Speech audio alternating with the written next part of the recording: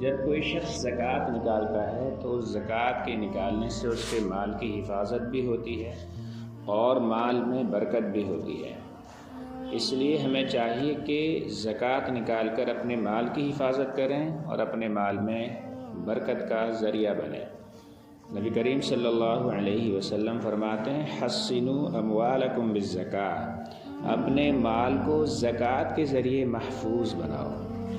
زکوٰۃ کے معنی بڑھنے کے آتے ہیں۔